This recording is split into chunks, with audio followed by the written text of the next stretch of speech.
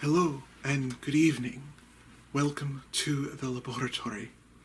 As you can tell by my name tag, I am Dr. A.C. Eula.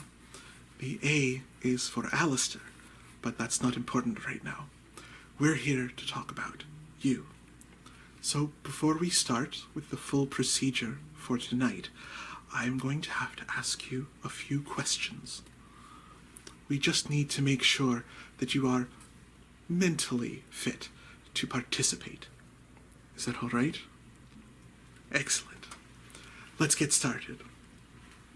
First question is, have you ever been hospitalized in a locked mental ward, sanitarium,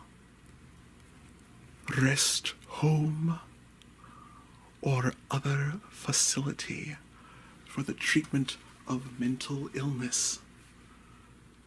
Don't take too long, just a yes or a no will suffice. You're sure? Okay then. Next question. True or false? The most effective way of settling a dispute is with one quick stroke of an axe to your adversary's head. Is that your final answer? Okay. Another question. Have you ever danced with the devil in... Bloody hell! How am I supposed to record with all of this racket? Every time!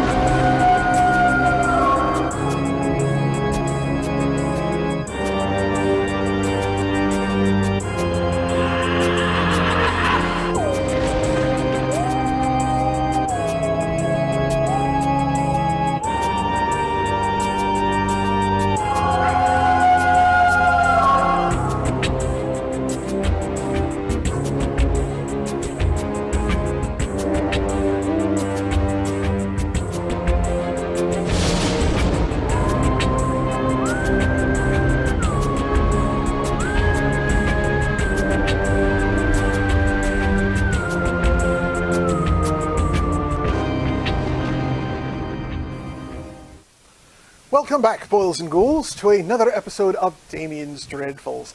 As always, I am your ever-so-charming host, Lord Damian MacDonovan.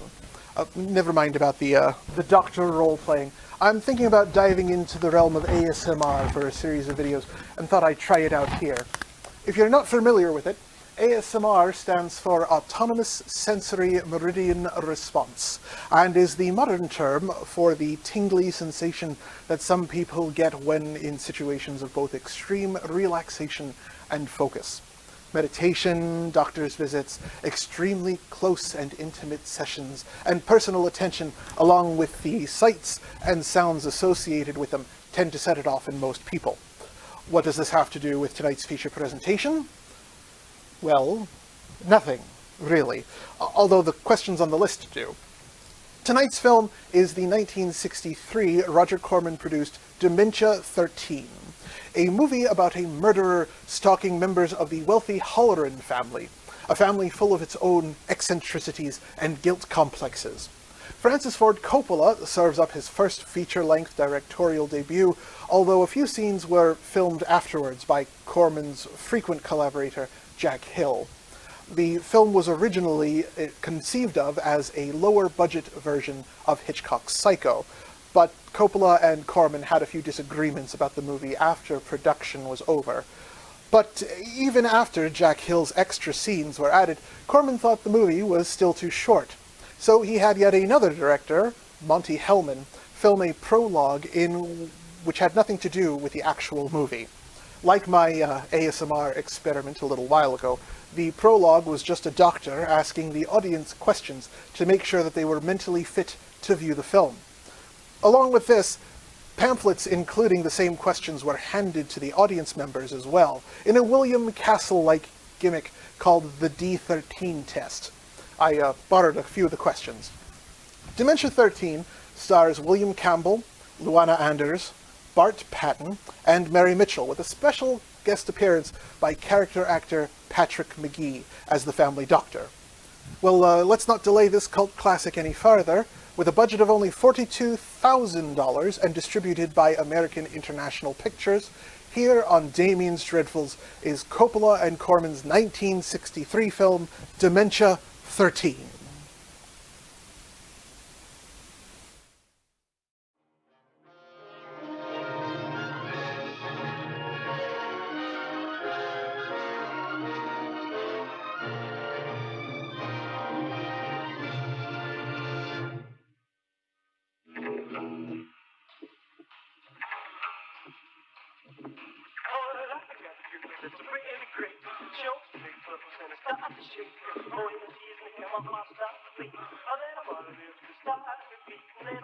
John, let's go to bed. I want to take the boat out alone. I'll be up later. No, I'll go with you.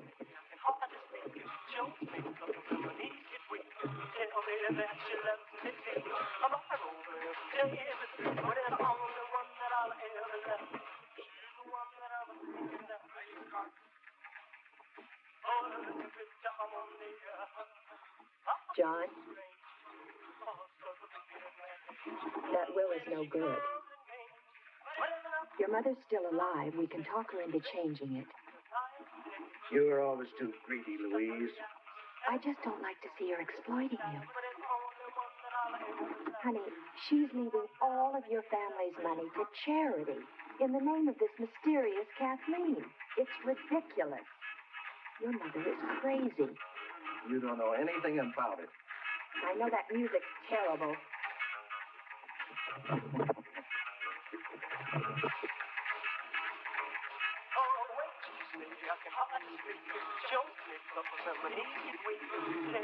John, you're rowing too hard. Let me row. You're concerned about me, Louise. Is it my heart? Yes. You're only a member of the family as long as you're my wife. If I die before Mother, you're a stranger. Entitled to nothing. Now you've done it. Where are the pills? In the coat.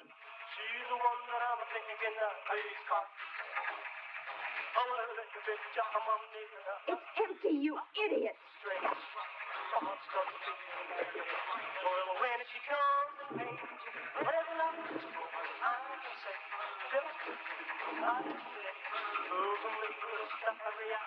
Go faster, Louise. If I die, there's nothing in it for you. Shut up.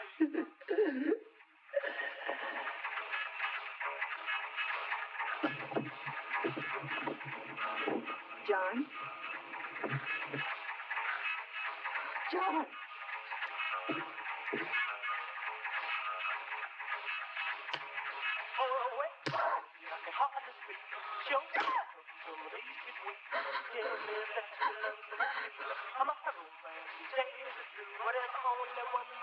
Now what do I do?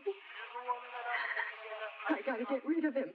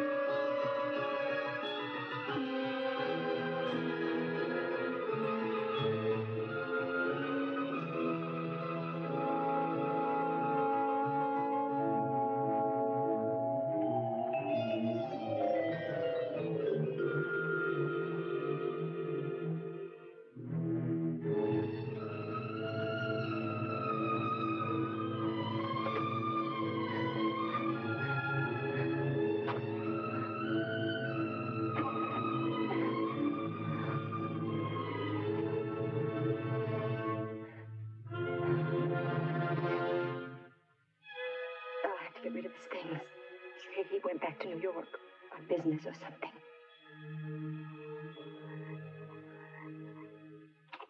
Mother, I am terribly sorry, but I have received an urgent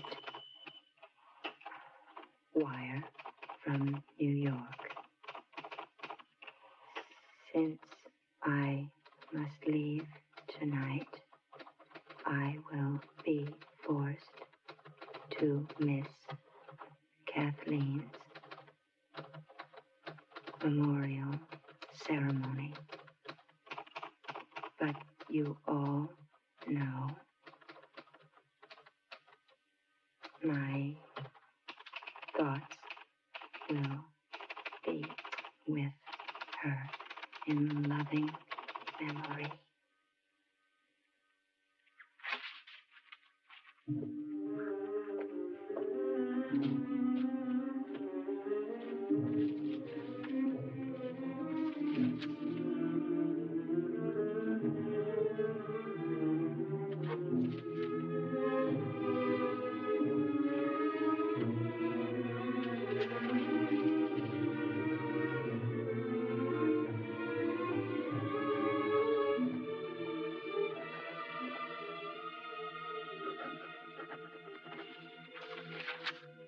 Your loving son, John. I'll pack the things he would have taken. A suit, some shirts. Finally rid of him.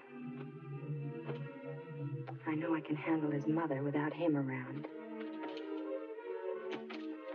She's half crazy anyway. I can get rid of her, one way or the other. I'd better watch out for his brothers, though. Especially the older one, Richard.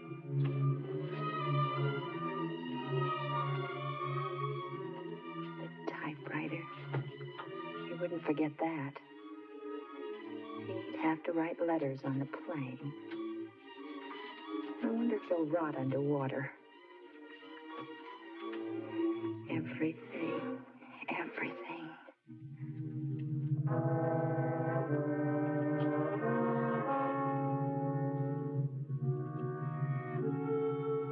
I'll make her change that ridiculous will.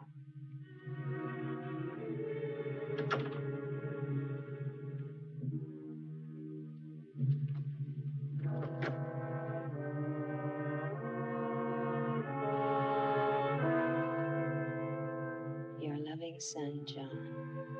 Fat John.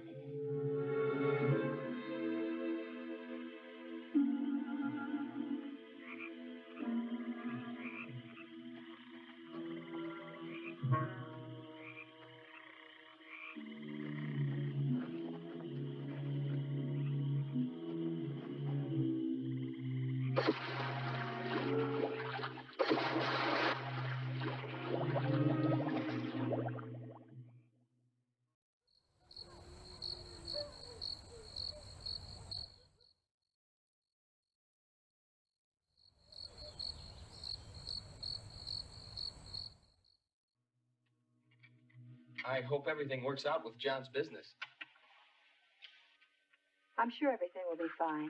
Your brother's always had a way of solving his own problems. Oh, I'm sorry we're in your way. What do you think of Ireland and Castle Halloran?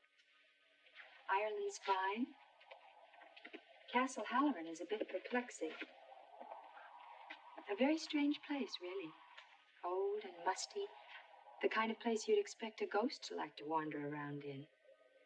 Kind of a haunted castle. Castle Halloran is haunted. By your mother. By Kathleen. I know very little about her. In fact, I didn't even know you had a sister until we arrived here. There's not that much to know about her, really.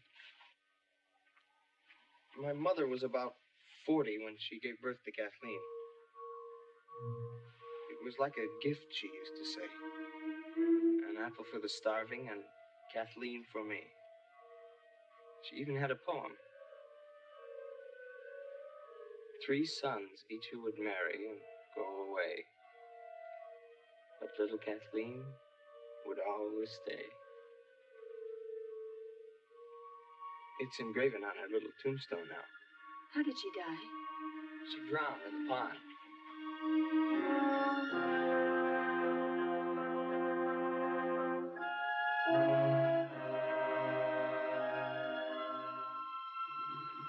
Passengers arriving from London and Cork. Aer Lingus Irish International Airlines wish you safely departure.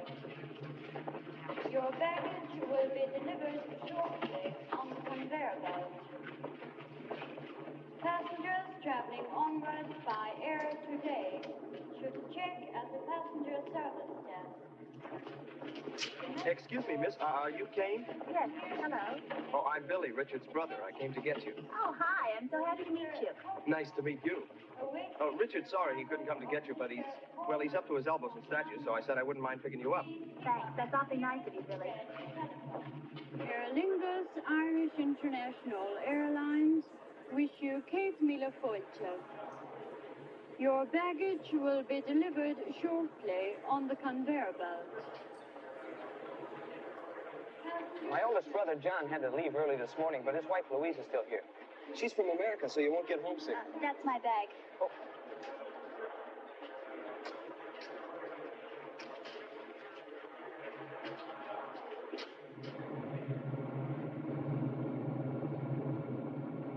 Is it cold? Freezing. But all old castles are like that. To tell you the truth, Castle Halloran gives me nightmares.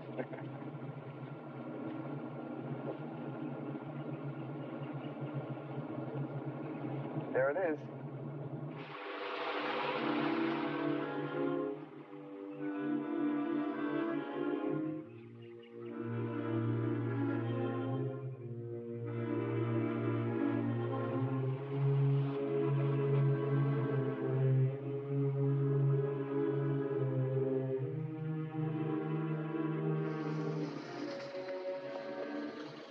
Unbelievable.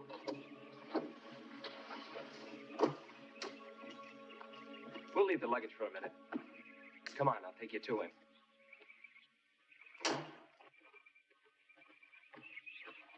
This is where he works.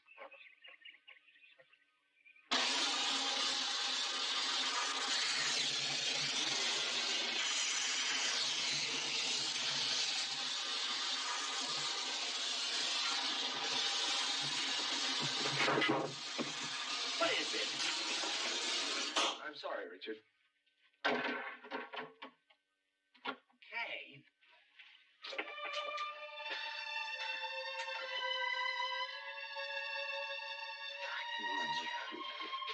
Oh, I'm sorry I didn't pick you up myself, honey, but I wanted to finish this statue. You look wonderful.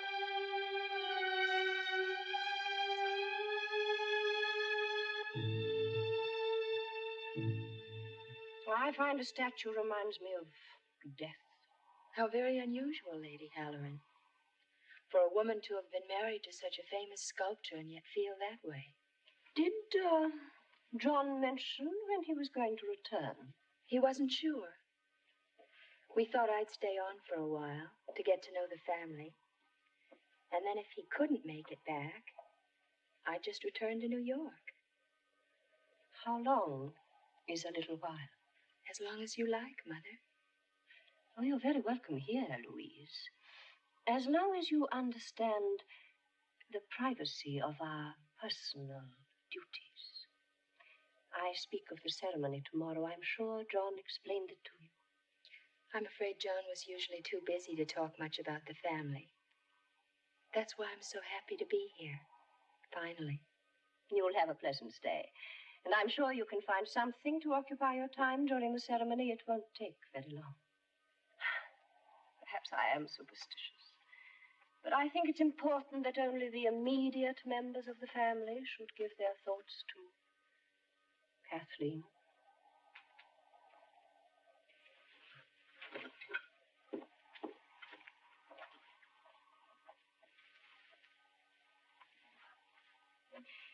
Excuse me.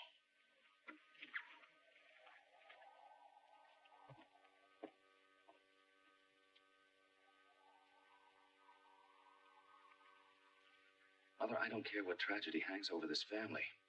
I want to get married. I'm engaged to be married. I'm going to get married.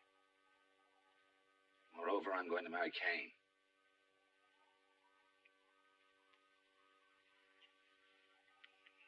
Mother, Kathleen's dead. She's been dead for 7 years. You never talked so much when you were a child. I cried a lot, didn't I? Afraid I might be doing that again if you frighten her away from me. You want me to include her, to talk to her. Yes. Yes, I do. Very well. I will.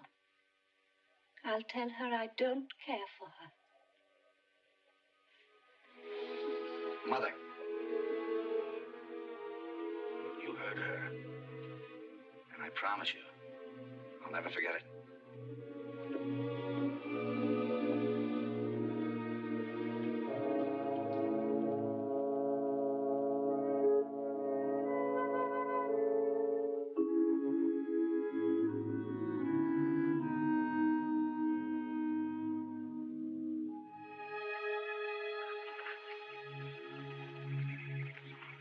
But you said you didn't ride very much. I don't. I'm just showing off because I finally got you to myself. Good morning. Oh, good morning, Louise. It's nice to see you're enjoying yourself for a change. The mood around this place isn't good for her. She may be right. Especially an American girl. You can tell she's been raised on promises. What are you going to do about that? What are you going to do about that? I don't understand. I saw you squirming when Mother read the will. You gave John enough dirty looks to give him a heart attack. Don't joke about that. You know he has a bad heart. But I know you didn't mean anything by it. You know, I think you ought to spend more time with your wife-to-be. You're an intelligent woman, Louise. You notice things, size people up. You know when they're happy, you know when something's bothering them. I want you to do me a little favor. Of course.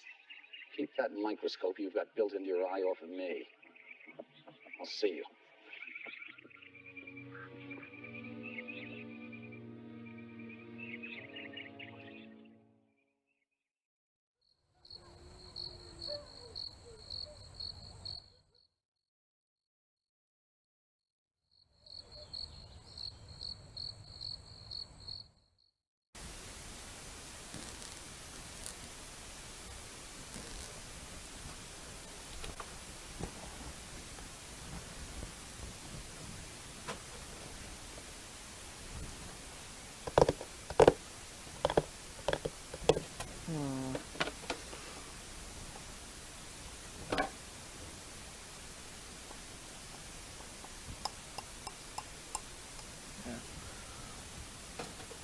Oh, you're back. How are you liking the film so far? We don't exactly have a high body count to satiate some of our more thirsty viewers, but things will gear up soon, I promise. And speaking of promises, how are you liking the music? As with a lot of Corman features, I really enjoy the opening credits and the accompanying score. The score was written by R.L. Stine. Oh, no, wait. I'm sorry, Ronald Stine, not the Goosebumps author. But the other musical link that this film has is actually the line that we just heard. Possibly inspiring Tom Petty, the line in the film is, "Especially an American girl, you can tell she's been raised on promises." Sound familiar? Well, she was an American girl, raised on promises. I better be careful how I use that. I don't need to get sued. And these episodes on YouTube get enough copyright strikes as it is. From stuff in public domain. Anyway, there's also a song by Sam Phillips titled Raised on Promises, but I don't know if that has been influenced by this film or not. Ronald Stine actually did a lot of music for Corman features, even working with Fred Katz on occasion, Little Shop of Horrors being one such instance. Although I'm not sure if they actually worked together or if Corman just got music from both of them and used them both. Stein also wrote the main theme to Spider Baby, our final episode of last season. And again, I really enjoy the opening credits to this film. It's a shame it's only in black and white. I imagine that in color it would be as trippy as some of Corman's later films, like the Poe series with Vincent Price. I can't seem to find a colorized version of Dementia 13 though, so I guess we may never know. Well, let's get back to the movie anyway. I'll see you a little later, creeps.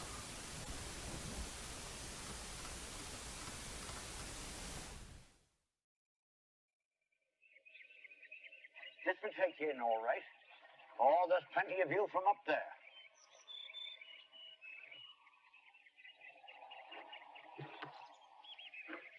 Must be very interesting to know about all the secret passageways. Oh, I know them all. I've been here 20 years. 20 years. How wonderful. Ah, well, you know how it is. You get used to a family, and you get to like your room, and you get to know the run of the house. And before you know it, there you are. 20 years. You must have been here then when, the little girl. Ah, yes. That was a sad thing, that was. Lord Halloran was a much-loved man, and he invited one of the country fellas up here for his wedding. Oh, a big wedding that was, a big banquet, and everyone invited. She was all dressed up as the bride, running about to her heart's content all over the place. There's never been a wedding here since. What about Cain and Richard? Well, it's not my business, but I wouldn't be betting you'd see another wedding here. Well, I must go back to work.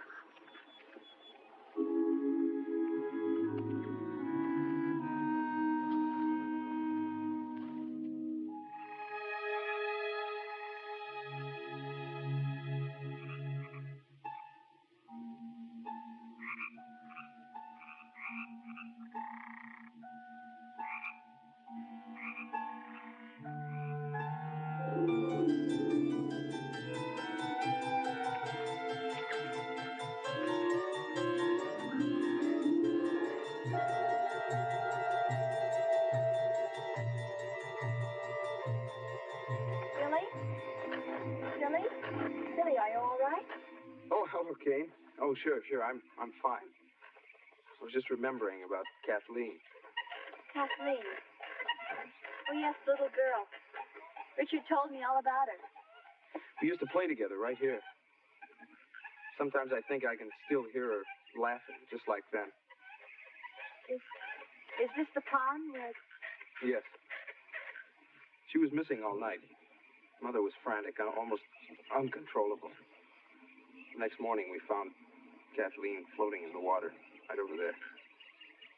I'm sorry, Billy. No, Kane, I'm sorry.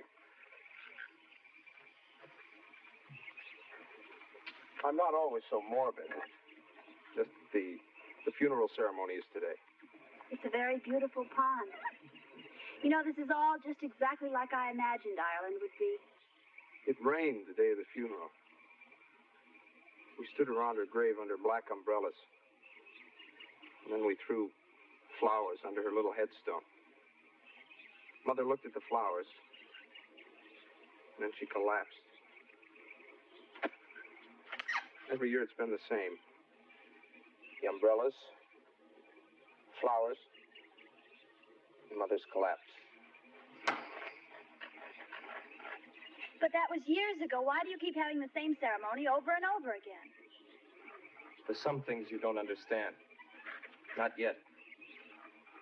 Mother's probably waiting. Is Richard ready for the ceremony?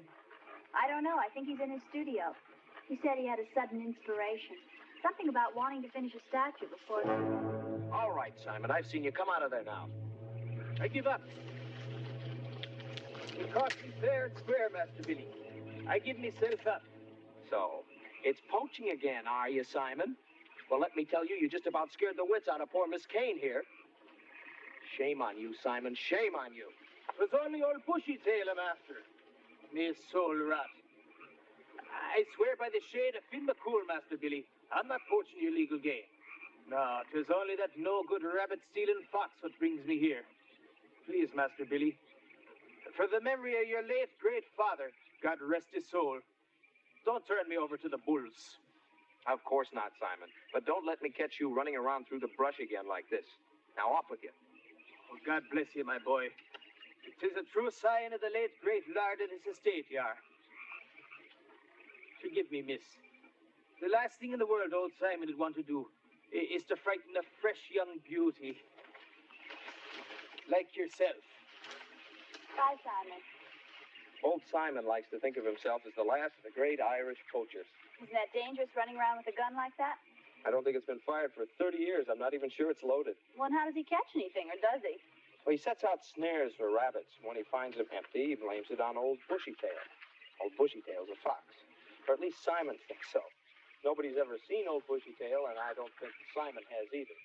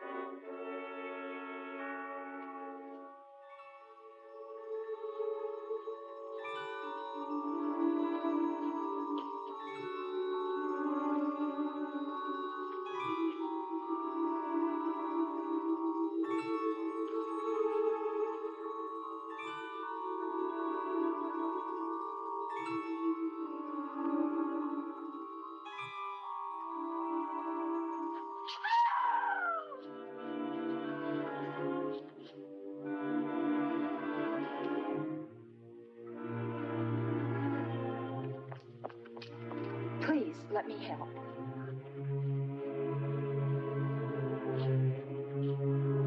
Have Lillian prepare her room. I'll take care of her.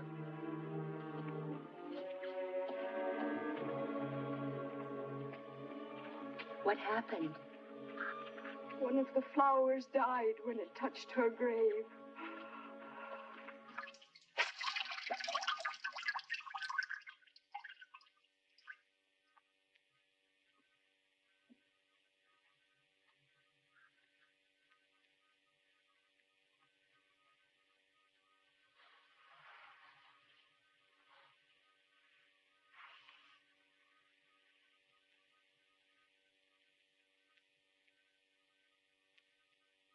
Oh.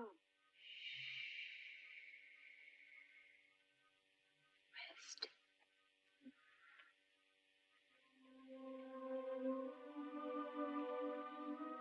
There's something in this house.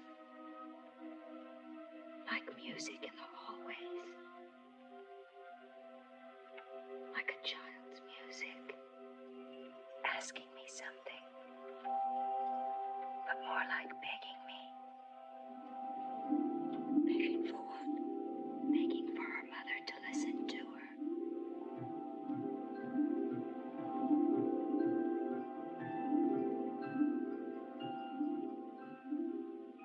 You know, I heard her. She asks for you. Oh, tiny thing. She wants you to listen to her.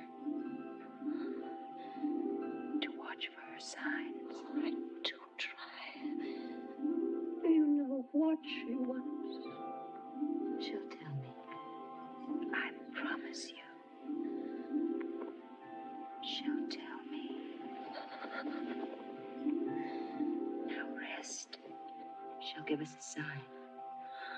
I promise you.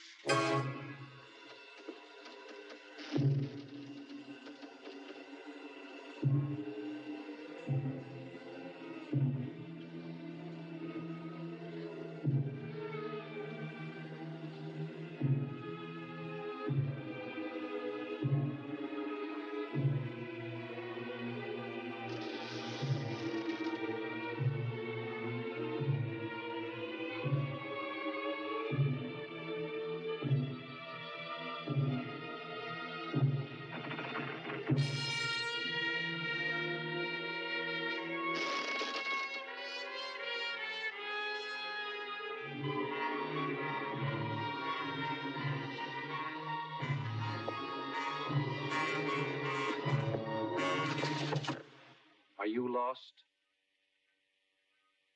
No, are you?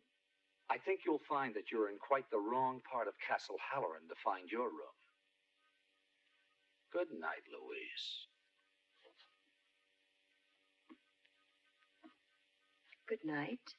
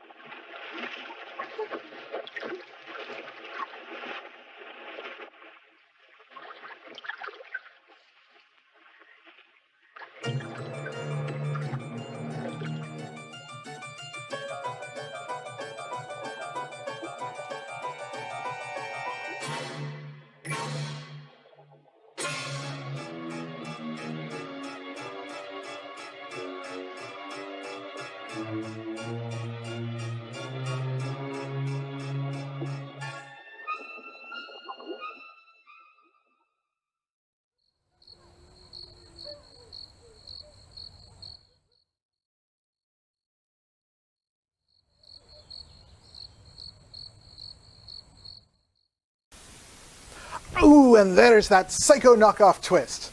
Well, the first one anyway. Our greedy blonde protagonist gets axed off less than halfway through the film. Quite literally in this case. The actress Luana Anders, who we just saw taken out by the killer, was already in Ireland filming a different Roger Corman movie, along with Dr. Caleb actor Patrick McGee. Both were filming The Young Racers at the time, and Coppola was actually assisting Corman during production. Coppola used the same sets, crew, cast, and worked around the filming schedule of the other movie. The rest of the cast was rounded out by a few other Americans, but also actors from the local Irish Abbey Theatre. The Americans were friends of Coppola's from UCLA, and many paid their own way to Ireland for the opportunity to be in the film. The Irish actors were paid only minimum wage, and Enid Dunn only received about $600 for her work on the film. The cast and crew roomed together at a local farmhouse outside of Dublin. The filming location used for the film, named Castle Halloran in the movie, is a real Irish castle, Howth Castle to be precise, ancestral home of the St. Lawrence family, feudal rulers of the Howth area since 1180. And the tragic heir plotline of Dementia 13 isn't the first to occur at Castle Howth either. Legend has it that the pirate queen and Gaelic chieftain Grace O'Malley kidnapped the grandson of the 8th Baron when the family refused to let her in for a visit, claiming that they were all at dinner. In the end, the Baron agreed to keep the gates open to unexpected visitors and set an extra plate at every table in the future. And the young heir was then released. Actually, if you think about it, that's not nearly as tragic as the Halloran case. Anyway, Castle Howth has also served as the set for some flashback scenes in the spaghetti western film Duck, You Sucker, as well as the exterior shots for Love and Friendship, which was an adaptation of Lady Susan, a novel by Jane Austen. Well, we had better get back to the film. We still have a body count to raise. So let's continue with our viewing of Dementia 13 right here on Damien's Dreadfuls.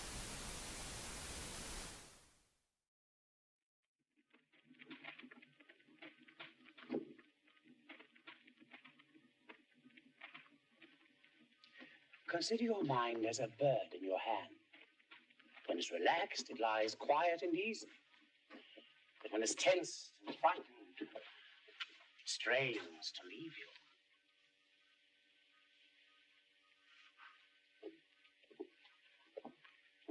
Quite a simple principle, isn't it? You're engaged to treat my body, not my mind. Now, don't you try to separate that which nature has joined. What I'm trying to say is this, that every year at this time, you work yourself toward a point of hysteria.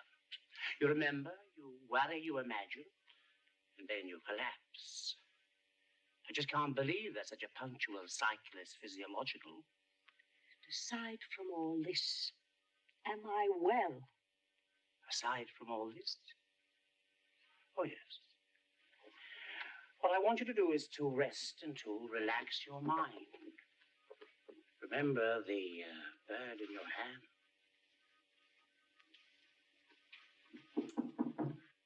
Come in. Will you bring us some address for Madam, something youthful and cheerful, so that we can have lunch on the terrace? And my daughter-in-law, Louise. She isn't in her room. I don't think she slept there last night, if you are to ask me. Yeah, but nobody's asking you, little girl. Hurry up with the lunch, or I'll wish 5 years of spinsterhood on you. I must know where Louise is. I never noticed this interest in your daughter-in-law before. Will you please find her, Lillian? Yes, ma'am. Her ladyship's summer dress. Anything will do.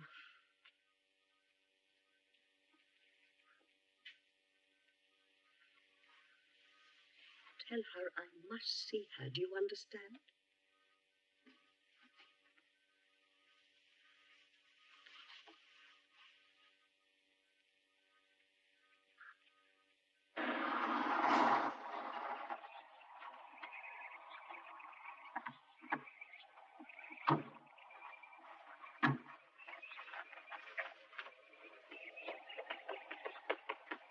Excuse me, Mr. Halloran. The mistress sent me to find your sister-in-law, Louise.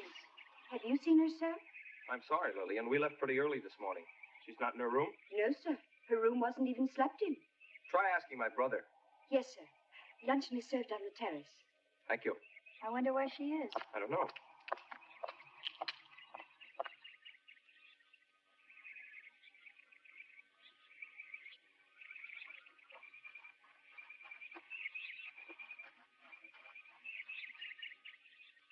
Ask me what I did today. Right. What did you do today? Nothing. Ask me why. Why? Because you weren't there. Thought you were going to work. If you're going to be my wife, you'll have to be of the trusting, silent variety. Hey, Richard, you seen Louise? No, I haven't. Why? I don't know. Mother's looking for her. Oh, is that Caleb? He's back. Good afternoon, Mother. Good morning, Caleb. How are you, Richard? I'm fine, Caleb. And no more headaches, I trust. Unpleasant things, headaches. Gnawing away at a man's most valuable possession. Congratulations on your charming fiancée. Lillian. Patrick hasn't seen her, ma'am. And Arthur says that none of the cars, except Master Billy's, has been used. Have you counted the silver? Probably the most astute diagnosis you've ever made, Caleb.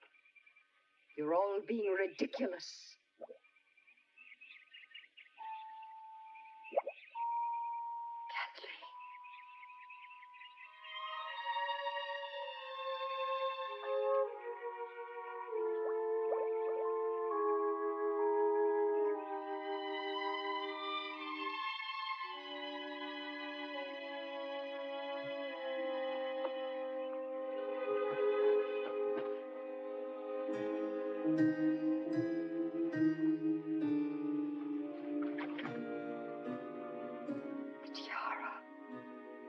She wants the tiara.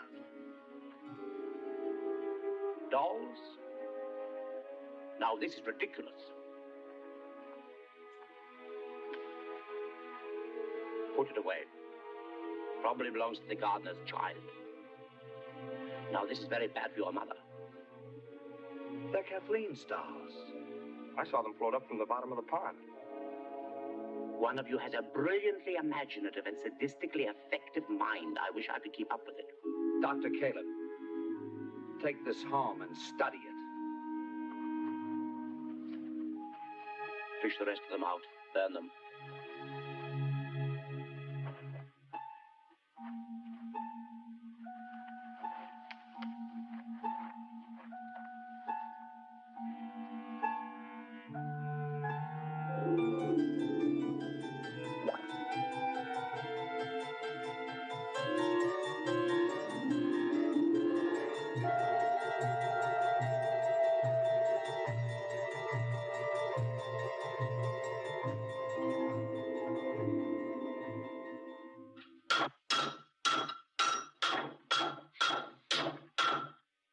Are you going to pound it all out on that one little piece of metal?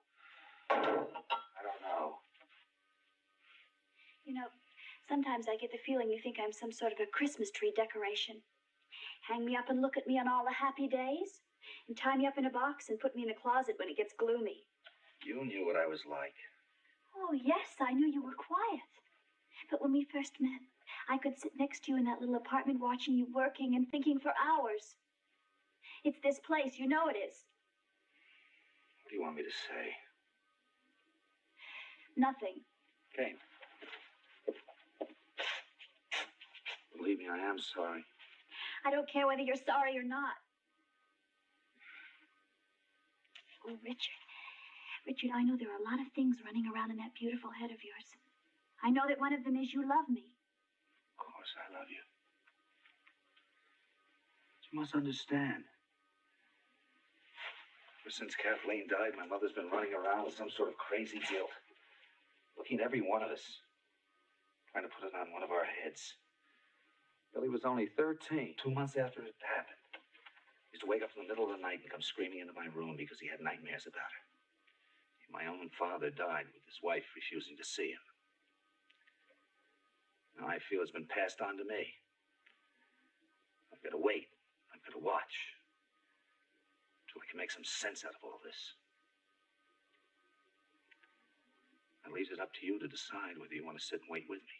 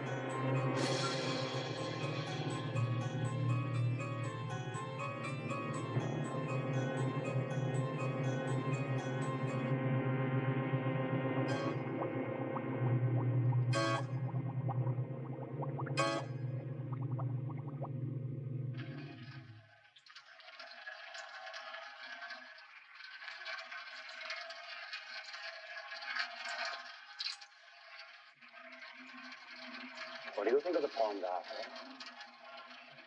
I don't understand, sir. Of course not. How long would it take you to drain it? Well, I don't know, sir. I've never drained it before, and I don't know that I drain it properly. There are 3 gear channel doors on the pond. Open them. If I was you, I'd save that up for a visit to my office. You're losing weight. Skin's pale.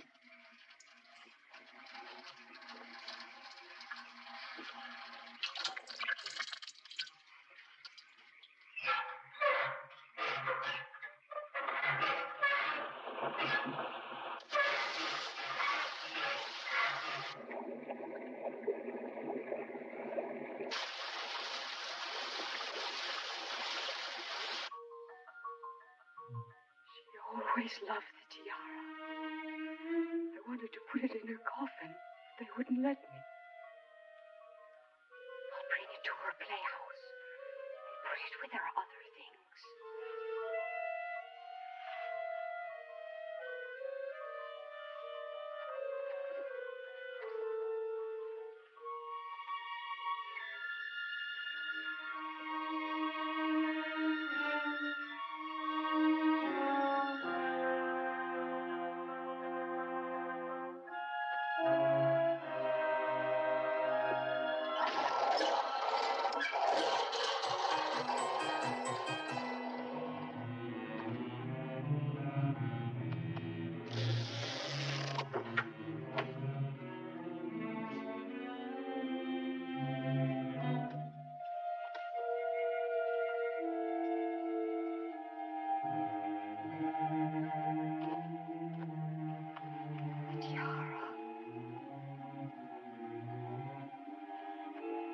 You want the tiara.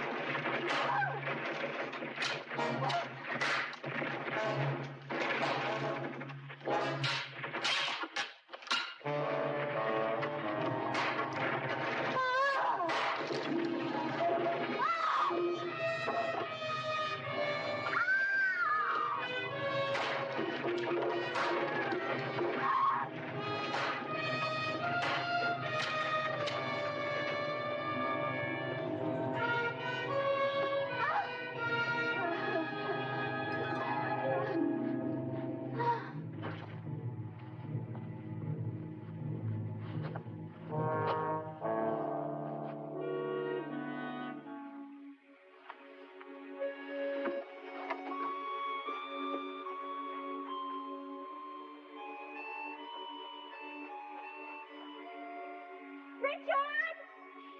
Richard, please come! Somebody, please come! Lillian, call the doctor. Will it be Dr. Caleb? Anybody, and get Richard here.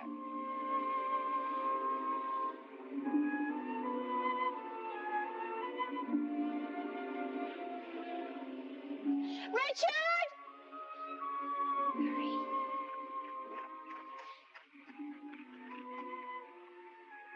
Still breathing.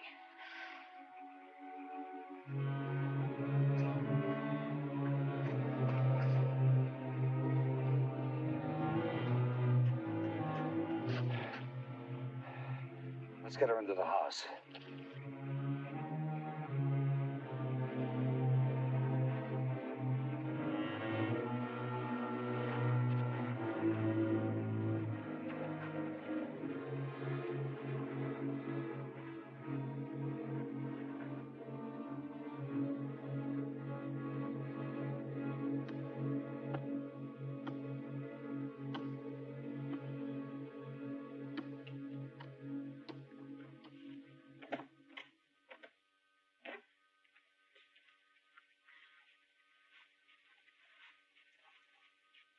Why don't you go to bed, Billy?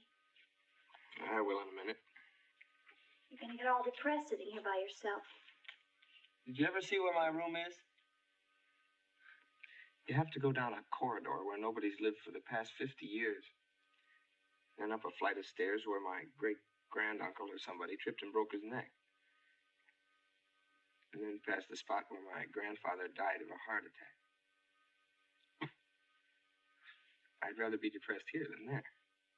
Poor Billy. No wonder you used to get all those nightmares. Used to. I still get them. What are they like? Are they terrible?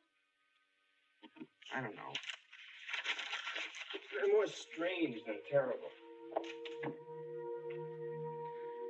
I'm always a little boy when I'm in my room.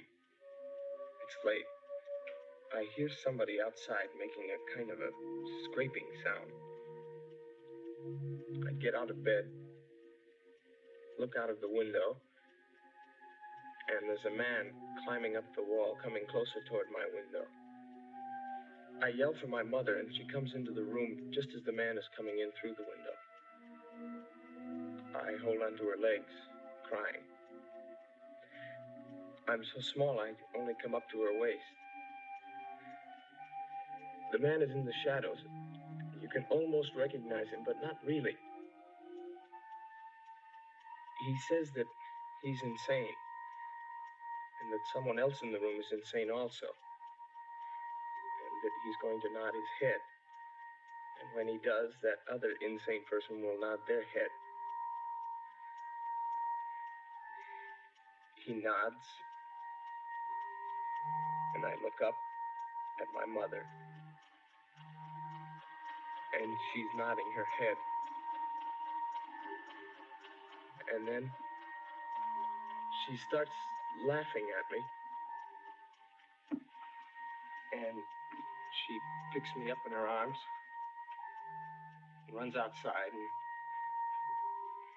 throws me into the pond. Oh, Billy, we've all got to get out of here. Come on, go to bed. I'll walk you past all those spooky corridors. So we can get there before Richard throws us both in the pond. What's wrong? Nothing. You just made me realize the man in my dream who climbs up my wall is Richard. I'm sorry. I just never thought of it before.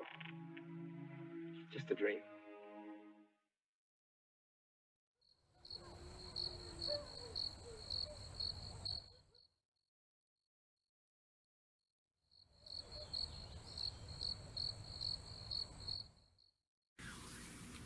Consider your mind as a bird in your hand. When it is relaxed, it lies quiet and easy. But when it is tense, it is frightened, and it strains to leave you. Quite a simple principle, isn't it? Oh, hello again, my little crypt kickers. I thought I would try this ASMR thing out again and give it another shot. It's late at night here, so hopefully the trains won't be too much of a problem. Now I just have to decide on whether or not it sounds better to whisper or just to talk very softly, neither of which I am used to, having spent multiple lifetimes shouting orders to conjure the damned. What do you think sounds better? Either way, I think I might need a different microphone setup to do this ASMR thing. We won't be getting any binaural activity out of this. Stop giggling. That's binaural. Let's not confuse names. Or titles, for that matter. Titles like those of tonight's film. While it was widely released as Dementia 13, in the UK it was titled The Haunted and the Hunted. Although when it was first being produced, the film was originally titled simply Dementia. Unfortunately, there was already a 1955 film with that name, so Corman insisted on changing it. The number 13 obviously has always had frightening connotations, so he decided to just add it to the title. He came up with a way to justify this number for the plot and convinced Coppola to add something to the script. Oh, but that's a bit of a spoiler if I talk about it, what it was, so I'll avoid that for now. I wonder what else I could incorporate into my ASMR videos to help creep things up a bit. Well, I'll think about that for a while, but you get back to the movie and finish up for the evening. I'll see you back here in a little while.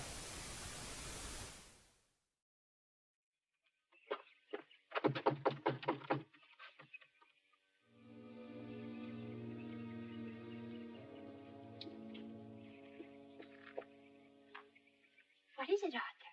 It's Dr. Caleb in. He's at breakfast. Is it important? Yes. All right, then. Come on in.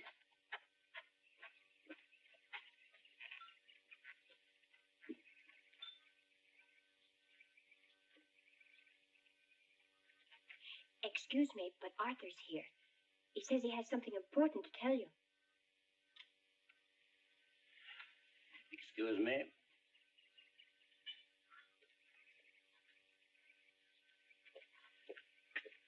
But Arthur? I drained the pond, like you told me to.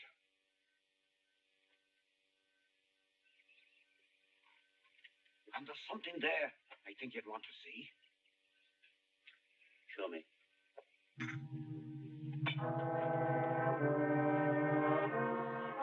Richard.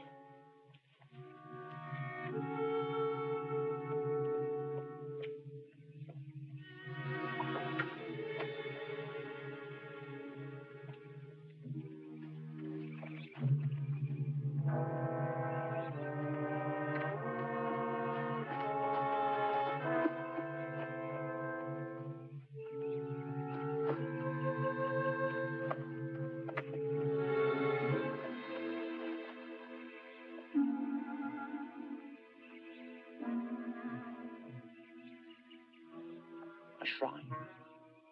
Beautifully done. I never saw that before. Quite skillfully carved, I must say. I work in iron, remember? 6 years ago, you worked in stone. I never did that. Every one of us worked in stone. My father loved teaching us. Someone else did that, I didn't. No one else pursued this inherited talent. Nobody. Leave him alone. He told you before he's never seen it, and he meant it. Come on, Richard, let's go. No. He's trying to play a game with me, don't you see? Your mother lies in bed in a state of shock caused by something or somebody. I don't call that a game, Richard. Has the all-seeing doctor noticed that a certain money-hungry, conniving little woman has left our midst? That my mother in her struggle clung on desperately to a very valuable diamond tiara? But I think that shrine has been in that pond for 5 or 6 years. I don't think that 5 or 6 years ago Louise had even heard of Castle Halloran. Do you? What do you want out of this, Doctor? Oh, I don't know. just the solution to the nightmare that has disturbed this family for 6 years. After all, I am the family doctor, you know.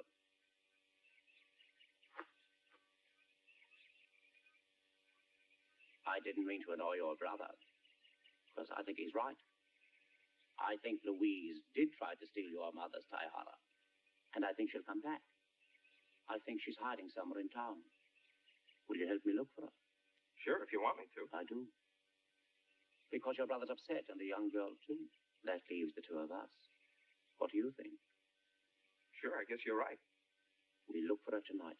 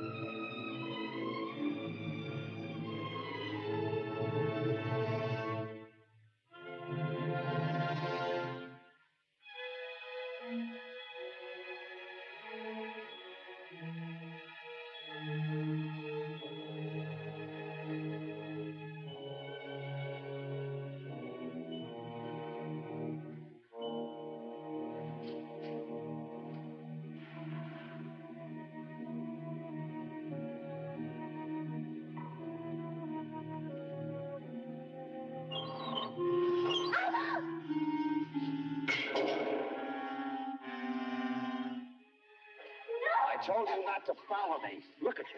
You're frightened to death. Now settle down. What are you doing here? The studio where my father worked. Kept his stone cutting tools here. I was trying to find out who made that monument. Oh, Richard. Richard, I'm sorry. I'll never doubt you again, I promise. We can get married now. Your mother's still sick and she won't be able to stop us. No one will be able to stop us.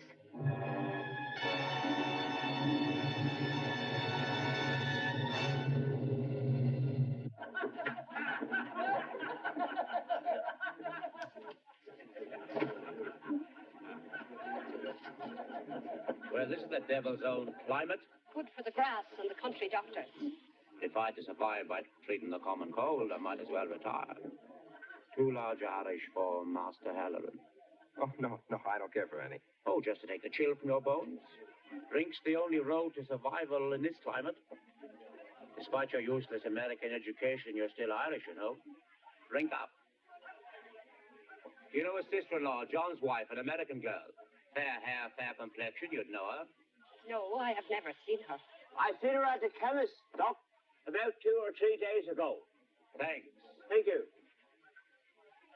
Over here, Billy, nearer the heat.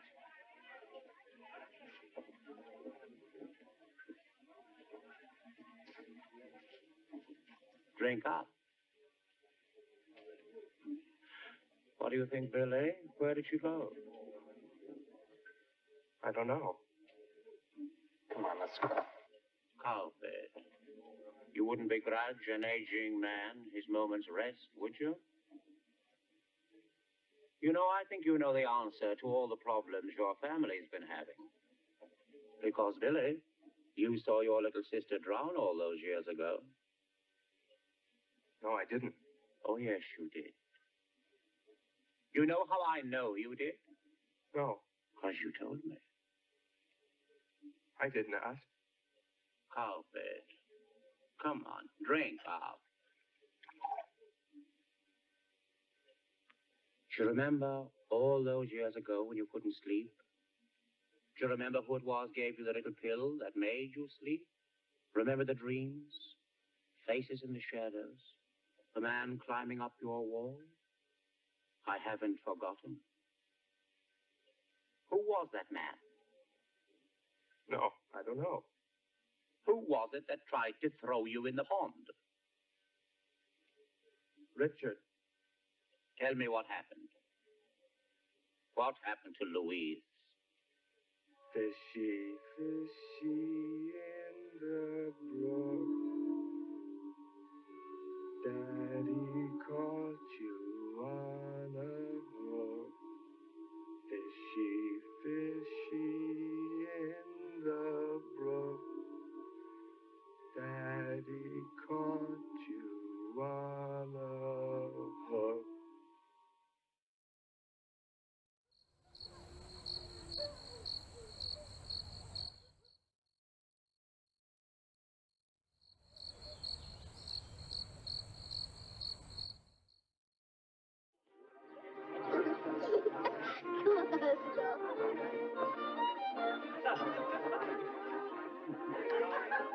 Has anyone here seen Richard? No, I haven't seen him.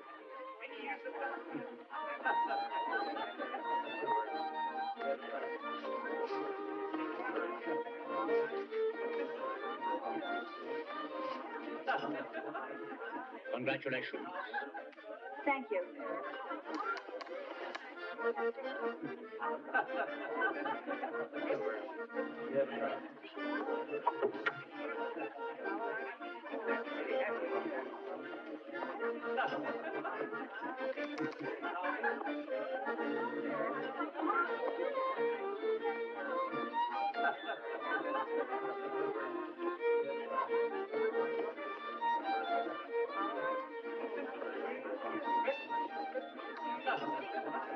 Excuse me. Yes. You know, the one thing in the world that really chills my bones to the marrow is when a pretty girl in a wedding dress looks at me and finds me repulsive. Oh, don't be silly, Doctor. Oh, I'm often silly, one of my major vices. Another one is a desire on my part to help others, however, rancid that mess out. Then you can help me by telling me where Richard is. I'm not sure where Richard is. Or indeed, what he is. Oh, and you wonder why young girls in wedding dresses give you dirty looks. No. I'm quite serious. I've known this family for a very long time. I've been aware of the atmosphere of depression and the slightly demented quality that hangs over it. But these are subtle matters, so I never spoke. I will tell you, young lady, that I know that Louise did not leave, but was taken away from Castle Halloran. Perhaps even her husband, John, didn't actually go on that business trip. I don't know what you're talking about. Because you don't know what I'm talking about, you think I'm some kind of villain.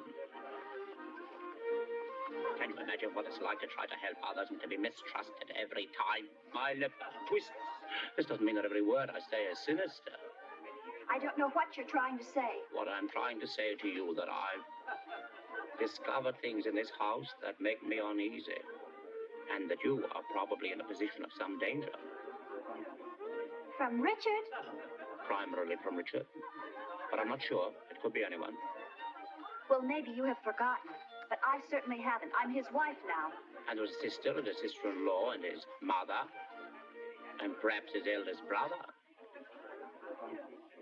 I swear to you, Dr. Caleb, you are a very sick man. Jane! What's the matter, honey? Where have you been? I was just outside having a smoke. Well, let's get out of here. I don't want anyone to see me crying.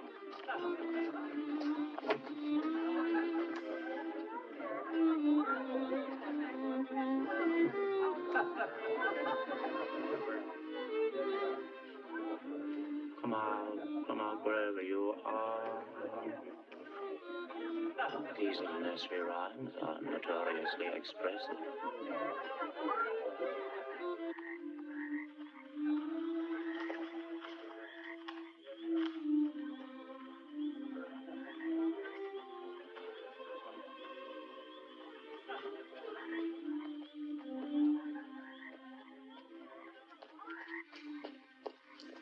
Come on, I don't care what anyone says about you. Who said anything about me? No one. Everyone, I don't care.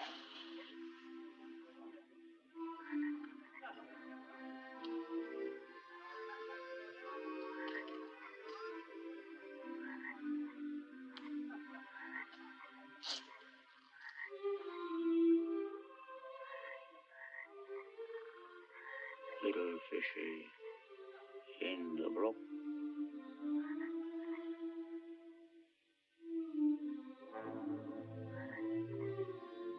Papa's hanged you on a hook.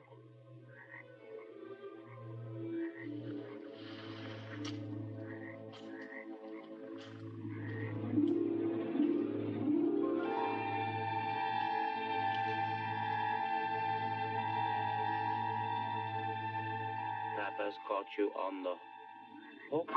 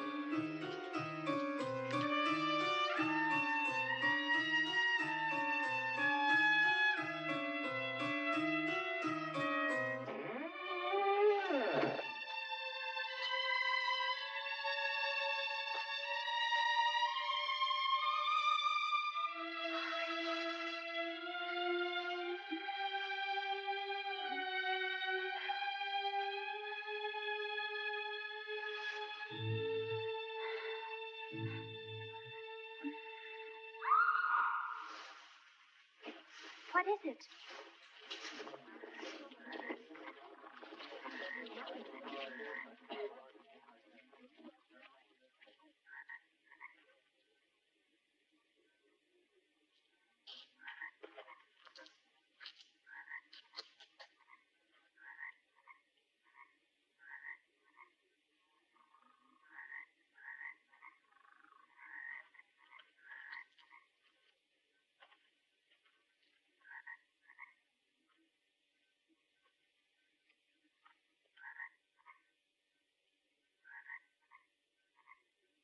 Don't touch her!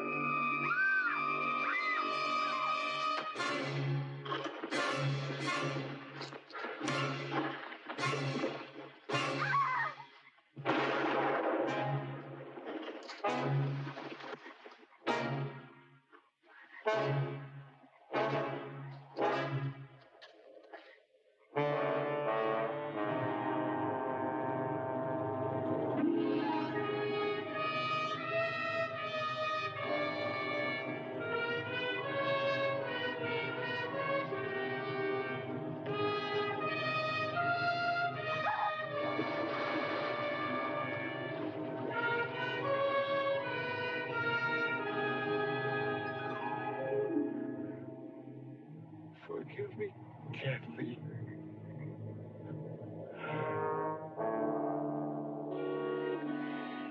You children play with stone the way other children played with the building bricks. You all forgot what a talented little boy Billy was. What about Kathleen? He made a wax doll, something he could protect, to relieve his guilt.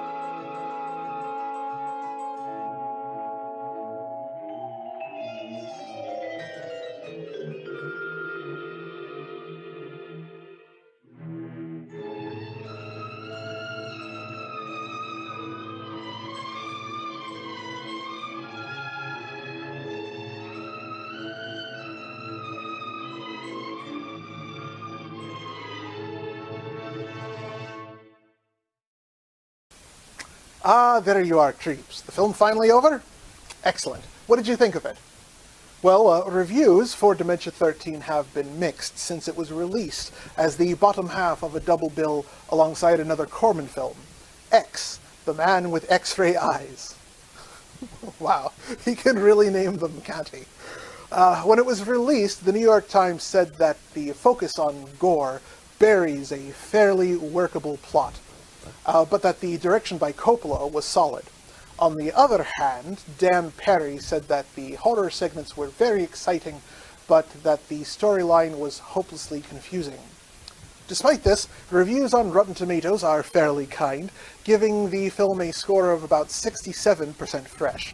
Oh, and how about that final twist? The creepy doctor turned out to be the hero, and the sympathetic Ben turned out to be the murderer. All because of that little change that Corman insisted on, that something terrible happened to him at the age of 13, influencing him to be a killer later in life. I don't know if this plot line is kept in the same in the remake, though. Oh yes, I forgot to mention that earlier. In 2017, Richard LeMay directed a remake of Dementia 13. This was reviewed even less favorably. It doesn't even have a critic score on Rotten Tomatoes, just an audience score of about 48%. And the first review that I actually found for it on IMDb suggests that it should have worked better as a parody. Well, now I'll have to watch it. Anyway, oh wait, I think it's on Netflix, actually. I'll have to look that up. Anyway, that's about all the time that we have for tonight, boys and ghouls. I hope you've enjoyed videoing with me this evening. Join us next time for another episode of Damian's Dreadfuls. As always, I have been your ever so charming host, Lord Damian MacDonovan.